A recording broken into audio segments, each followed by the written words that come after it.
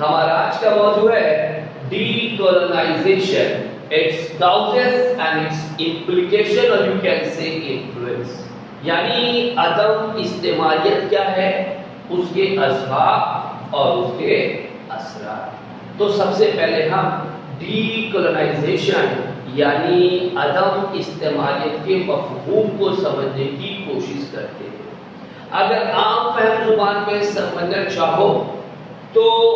کولونائزیشن کا الٹا ہے ڈی کولونائزیشن، یعنی کولونائزیشن کے ذریعہ جب کوئی سامراجی ملک کسی کمزور ممالک کے اختیارات کو، اس کے اقتدار کو حاصل کرتی ہے تو وہ اس کی نوآبادی بن گئی۔ اسی طرح جب کوئی سامراجواد ملک کے ذریعہ کسی نوآبادیات کو، اس کے اقتدار اور اس کے اختیارات کو جو واپس کرنے کا عمل ہے،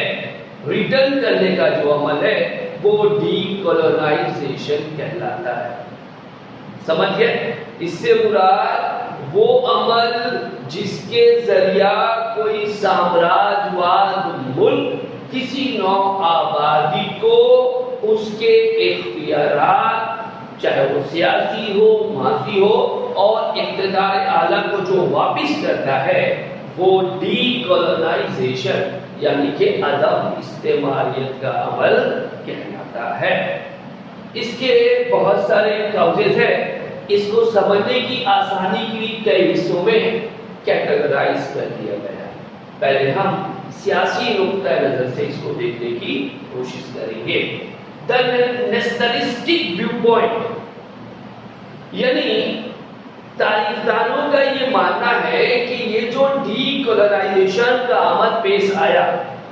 جو سامراجواد ملکوں نے نو آبادیوں کو ان کے اختیارات واپس کیے، وہ یوں ہی نہیں کر دیے،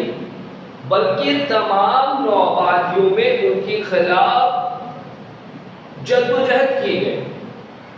آزادی کی جنگیں لڑی گئی، قومی تحریکیں چلائی گئی، اور ان تحریکوں کے ذریعہ، اسٹرگلز کے ذریعہ ان کو اتنا مجبور کر دیا گیا کہ وہ نو آبادی کے اختیارات کو واپس کریں۔ یعنی خود بخود نہیں کیا،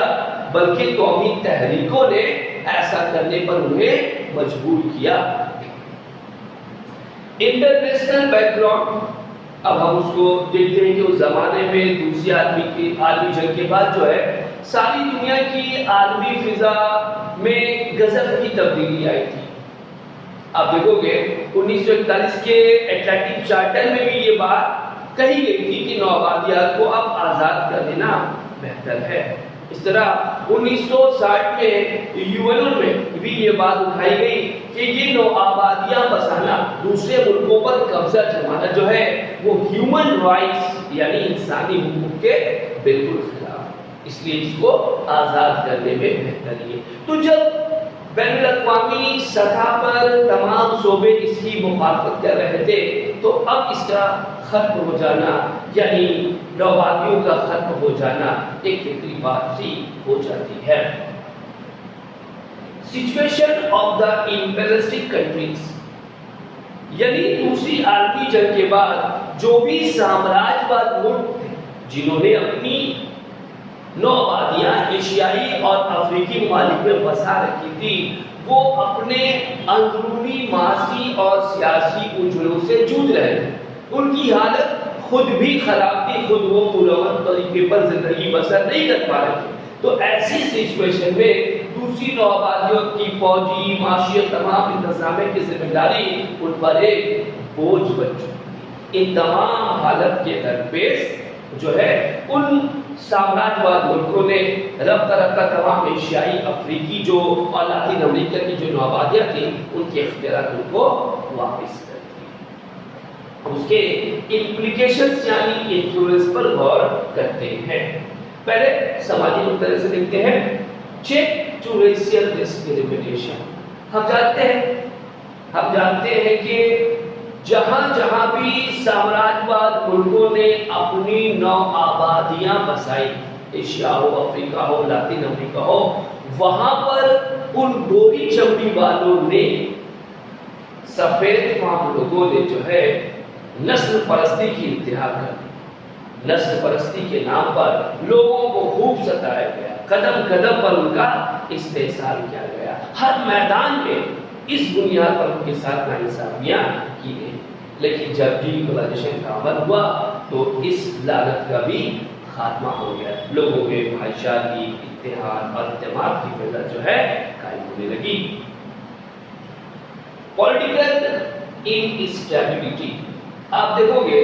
آزاد ہونے والے بہت سارے ممالک، خاص کر کے افریقہ کی معاشی حالت ایسی نہیں تھی کہ وہاں پر وہ جمہوریت قائم کر سکتا یا اپنے اقتدار کو سنبھال سکتا۔ تو ایسے ملکوں میں کیا ہوا کہ بیشتر ملکوں میں جو ہے آمریت، ڈکٹیٹرشپ جو ہے قائم ہو گئی، نہ صرف آمریت بلکہ ان کو کھانا جنگیوں کا بھی، سول وار کا بھی سامنا کرنا پڑا۔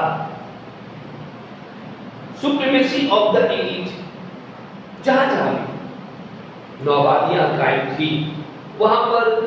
قومی تحریکیں ہوئی، آزادی کی تحریکیں چلائی گئی، اور ان تحریکوں پیشکش کون تھا؟ آگے کون تھا؟ مدھوسط طبقہ اور تعلیم یافتہ طبقہ جو تھا ان تحریکوں میں آگے تھا۔ تو جب ان کو آزادی ملی،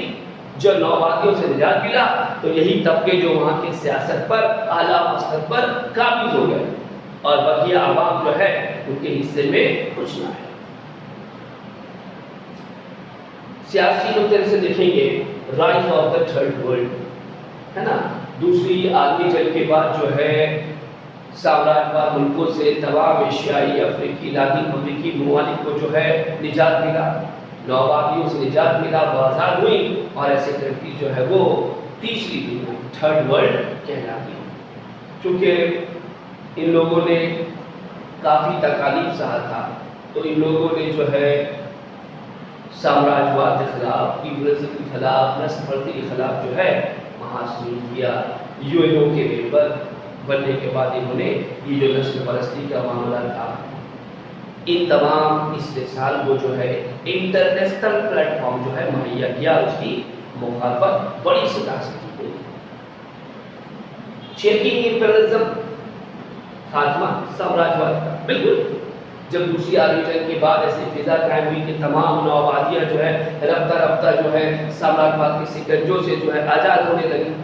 تو جو ہے سامراجواد کا آٹومیٹیکلی جو ہے خاتمہ ہونے لگا۔ اس کے بعد جو ہے زمن کے بعد جو ہے سامراجواد کا ایک جیسی لعنت کا صفایا ہو گیا، اور دنیا میں آزادی کی فضا قائم ہونے لگی، جمہوریت کی فضا قائم ہونے لگی۔ کولڈ وار،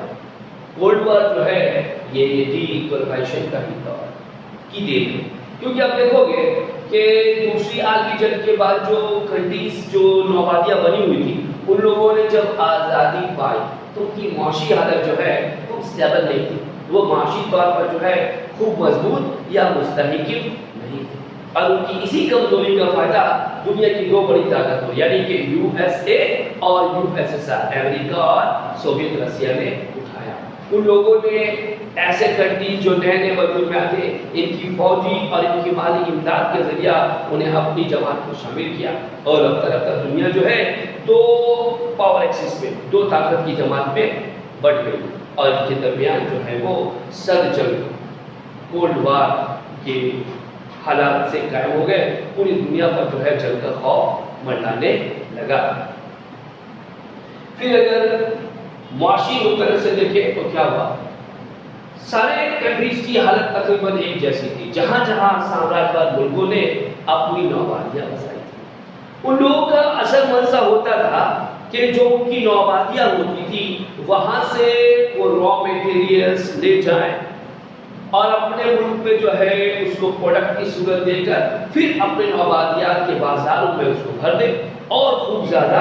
منافع کمائیں۔ آپ دیکھو گے جن جن ایشیائی افریقی ممالک میں جو ہے نوآبادیاں قائم ہوئی، انہوں نے یہی چال چلا، اور وہاں کے خام مال اور دوسرے ریسورسز کو اپنے کنٹریز میں لے جاتے، اور پھر جو ہے جن کو نوآبادیاں بسائی تھی اس کو اپنا بازار بنا دیا۔ تو ایسے کیا ہوا کہ ان کنٹریوں کی جو اپنی دیسی صنعتیں تھی وہ تباہ برباد ہونے لگی، اور معاشی طور پر وہ لوگ مفلوج ہو کر رہ گئے۔